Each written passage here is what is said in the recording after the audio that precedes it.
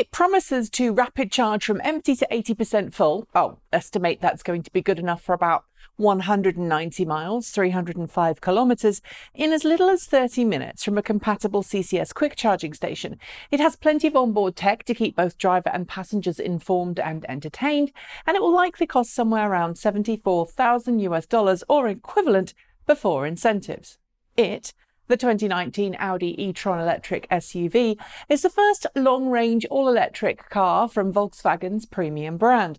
We've been hearing about it almost constantly for the past year, with Audi rolling out little snippets and teaser videos covering everything from its all-new super-efficient regenerative braking system to the rear-view cameras that will be offered as an optional upgrade for European drivers. It even took part in a special publicity stunt, allowing select journalists to drive camouflaged e-Tron prototypes down the famous Pikes Peak Road to illustrate just how efficient the car is. That's all great, and at the launch event, Audi promised us we'd start seeing e-Tron SUVs on the road of Europe by the end of this year, with e-Tron sales due to start in the US and elsewhere in the world by the end of next.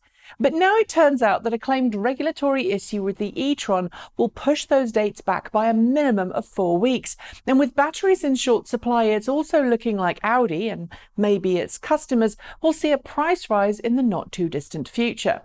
So far, Audi says it's received more than 10,000 pre-orders for the e-Tron and says that while dealerships will be able to buy a demonstrator to showcase the e-Tron to customers, won't be allowed to keep an inventory for sale in stock. Instead, customers will have to order their cars online and have them delivered, just like Tesla does with its Model S, Model X and Model 3.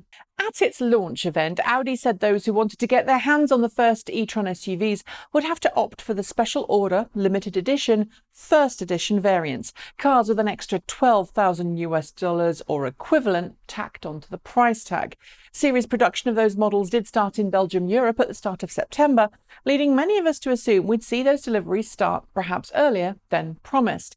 But the news broke over the weekend of the issues, with sources within Audi telling German newspaper Bild am Sonntag that an issue with some of the e-Tron software meant that the car's first deliveries might be delayed by up to several months. What's the particular software problem? Well, it turns out that it's regulatory rather than the bug that some outlets have been reporting. Or rather, it's a regulatory issue that may, and I can only assume here, have been caused by rectifying a bug in an earlier version of the vehicle software. It boils down to a new subroutine that's been written, and according to Audi, that software update requires regulatory approval before it can be given the green light for sale.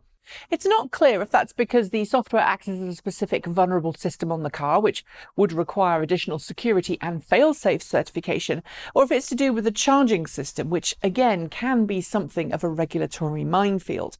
But assuming that approval is given, Audi should be able to then continue with its rollout plans.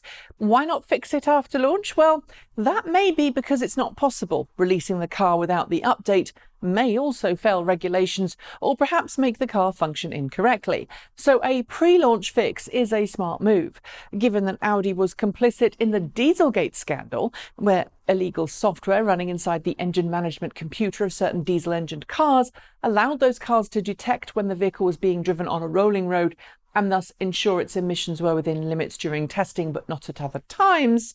It makes sense that Audi is being cautious on this particular rollout.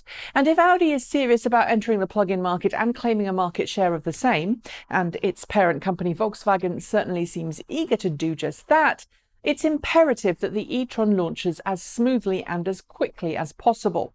As for the battery price report, while neither company have confirmed this rumour, we know for a fact that several of LG Chem's customers have talked about battery shortages for their electric cars. The exception appears to be General Motors, which has its own facility operating in collaboration with LG Chem to produce battery cells in-house for the Chevrolet Bolt EV and the Chevrolet Volt. We also know that there's a global battery shortage as more and more companies clamber for what lithium-ion cells exist for every everything from smartphones and tablet computers to electric cars. In an economy where demand outstrips supply, those with the highest bids are usually the ones who get to secure the supply. And if Audi is being asked to pay extra by LG Chem, it has a few choices. It can pay up and then either absorb the higher cost or pass it on to its customers. It can negotiate to pay what it's currently paying and risk having a smaller supply of cells, which in turn would mean a trickle in vehicle production, or it could look elsewhere for cells. Given that Volkswagen is looking to start building its own electric car battery packs, it's possible the problem will be solved for Audi in the longer term. But for the short term, it's not looking great. That's it. Thanks for joining me, and see you next time.